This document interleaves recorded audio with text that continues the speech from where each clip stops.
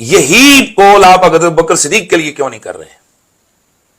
بھائی اہل سنت و جماعت کا موقف ہے کہ بی بی پاک نے قرآن پہ عمل کیا، ابوبکر صدیق نے حدیث میں عمل کیا، تو حدیث کے سننے میں بھی تو غلطی لگ سکتی ہے ابوبکر صدیق رضی اللہ تعالیٰ عنہ کو، تو حدیث کے سننے میں بھی تو غلطی لگ سکتی ہے ابوبکر صدیق رضی اللہ تعالیٰ عنہ کو۔ اکیلے ہیں نا اس حدیث کے راوی، وہ اکیلے ہیں، بالکل ٹھیک ہے، تو ان کو سمجھنے میں خطا اجتہادی لگ سکتی ہے، تو ان کو سمجھنے میں خطا اجتہادی لگ سکتی ہے۔ تو اگر یہ کہہ دیا جائے کہ یہ جو حضرت ابوبکر صدیق بی بی پاک کو منع فرما رہے تھے، نہ کر رہے تھے، تو ان سے خطا ہوئی، تو اگر یہ کہہ دیا جائے کہ یہ جو حضرت ابوبکر صدیق بی بی پاک کو منع فرما رہے تھے، نہ کر رہے تھے، تو ان سے خطا ہوئی، اور بعد میں مہینے بعد کو نہیں ان سے خطا اجتہادی ہوئی۔ دیکھیں سب سے پہلی بات یہ ہے کہ اگر بالفرض ہم تسلیم کر بھی لیں، اول تو ایسا تسلیم نہیں ہے کہ سیدنا صدیق اکبر رضی اللہ تعالی عنہ سے یہ حدیث پاک مروی ہو، تو اس کا مطلب کیا ہوا کہ نعوذ باللہ سیدنا صدیق اکبر رضی اللہ تعالی عنہ نے بلا تحقیق تفتیش کے اس حدیث پاک کو آگے بیان کر دیا؟ اول تو ایسا ہے ہی غلط۔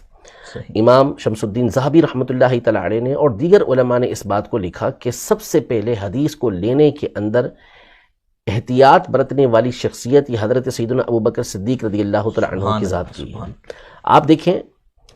کہ صدیق اکبر رضی اللہ تعالی عنہ اعلان نبوت سے پہلے نبی پاک صلی اللہ علیہ وسلم کے ساتھ رہتے تھے، 16 سال کی آپ کی عمر تھی، اسی وقت نبی پاک صلی اللہ علیہ وسلم سے آپ کی دوستی ہوئی، اور آخر عمر تک آپ حضور پاک صلی اللہ علیہ وسلم کے ساتھ رہتے رہے، لیکن اس کے باوجود ان کی احادیث کی تعداد آپ کو بہت تھوڑی ملے گی۔ بالکل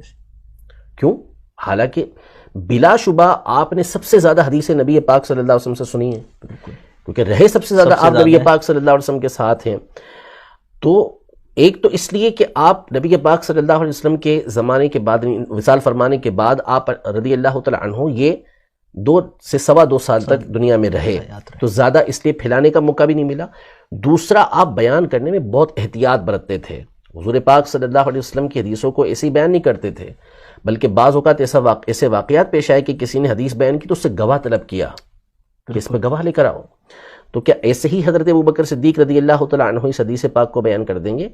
اگر بالفرض آپ سے ہی حدیث پاک مروی ہوتی تو بھی آپ تحقیق و تفتیش کے ساتھ ہی اسے بیان کرتے۔ نمبر 2،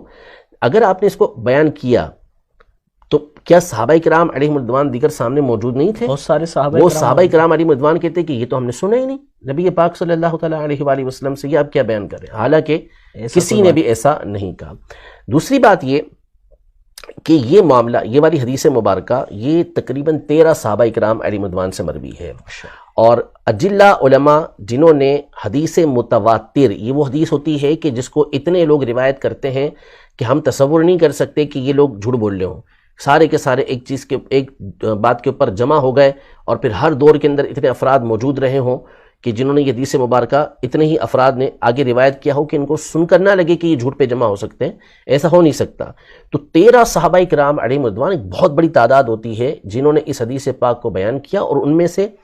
8 تو وہ صحابہ کرام علیہم رضوان ہیں جو عشرہ مبشرہ سے تعلق رکھتے ہیں، حضرت سیدنا ابوبکر صدیق رضی اللہ تعالی عنہ، حضرت عمر رضی اللہ تعالی عنہ، حضرت علی رضی اللہ تعالی عنہ، صحابی 8 جی حضرت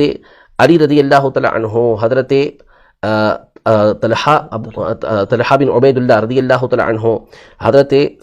سعد بن ابی وقاص رضی اللہ تعالی عنہ، حضرت زبیر رضی اللہ تعالی عنہ، حضرت عبد الرحمن بن عوف رضی اللہ تعالی عنہ، حضرت عثمان رضی اللہ تعالی عنہ، یہ اتنے سارے صحابہ کرام، ان میں سے 8 تو وہ ہیں کہ جو عشرہ مبشرہ سے تعلق رکھتے ہیں، اور ان تمام کی روایت یہ امام بخاری نے حضرت ابوبکر صدیق رضی اللہ عنہ سے روایت کیا، حضرت ابو ہریرہ رضی اللہ عنہ سے روایت کیا، پھر اس کے بعد حضرت عمر رضی اللہ تعالی عنہ سے روایت کیا،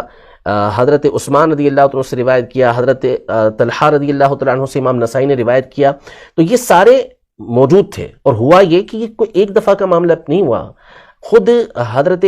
سیدنا علی المرتضیٰ کرم اللہ تعالیٰ وجہہ الکریم اور حضرت عباس رضی اللہ تعالیٰ عنہ جو نبی پاک صلی اللہ علیہ وسلم کے چچا ہیں، یہ ایک معاملہ لے کر حضرت عمر رضی اللہ عنہ کے پاس آئے، تو اس وقت صحابہ کرام علیہم رضوان میں سے یہ عشرہ مبشرہ کے افراد اور ایک جماعت موجود تھی، تو ان سے باقاعدہ حضرت عمر رضی اللہ تعالیٰ عنہ نے فیصلہ کروانے سے پہلے سوال کیا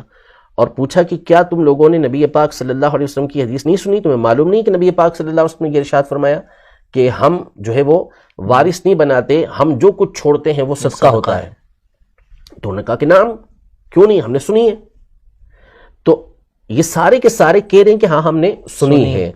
پھر اس کے بعد یہ معاملہ یہی نہیں بلکہ مسند احمد کی حدیث مبارکہ ہے کہ ازواج مطہرات، کیونکہ اگر ہم وراثت کی بات کریں تو ان کا بھی حصہ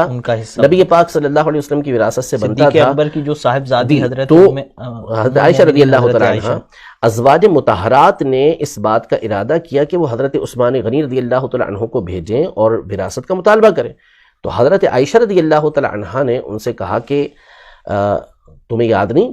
کہ تمہیں معلوم نہیں کہ نبی پاک صلی اللہ تعالیٰ علیہ وسلم نے یہ ارشاد فرمایا تھا کہ ہم وارث نہیں بناتے، یا ہمارا وارث نہیں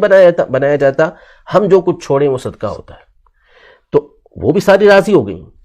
مسند اسحاق بن راہویہ کے الفاظ ہیں کہ انہوں نے اپنا حصہ چھوڑا اور راضی ہو گئی اس کے اوپر۔ تو یہ سارے صحابہ کرام علیہم الرضوان روایت کرنے والے موجود، اور پھر یہ معاملہ ایک سے زائد مرتبہ پیش آیا، اور جب بھی یہ حدیث یاد دلائی گئی تو سامنے والے آمنا صدقنا کہ بالکل خاموش ہوئے۔ تو اب یہ کہنا کہ صدیق اکبر رضی اللہ تعالیٰ عنہ ہی اس حدیث پاک کو روایت کرنے والے، پہلی تو بنیادی بات یہی غلط، اور بالفرض اگر آپ روایت کرنے والے اکیلے ہوتے بھی تو بھی وہاں پر صحابہ کرام علیہم رضوان کی جماعت موجود تھی جو کسی لومت لائم کی پرواہ نہیں کرتی تھی، کسی ملامت کرنے والے کی ملامت سے ڈرتی نہیں تھی، وہ صاف کہہ سکتی تھی، لیکن ان تمام نے اس بات کو قبول کیا کہ ہاں یہ بات ایسے ہی ہے جیسا کہ سیدنا صدیق اکبر رضی اللہ تعالیٰ عنہ یہ ارشاد فرما رہے ہیں۔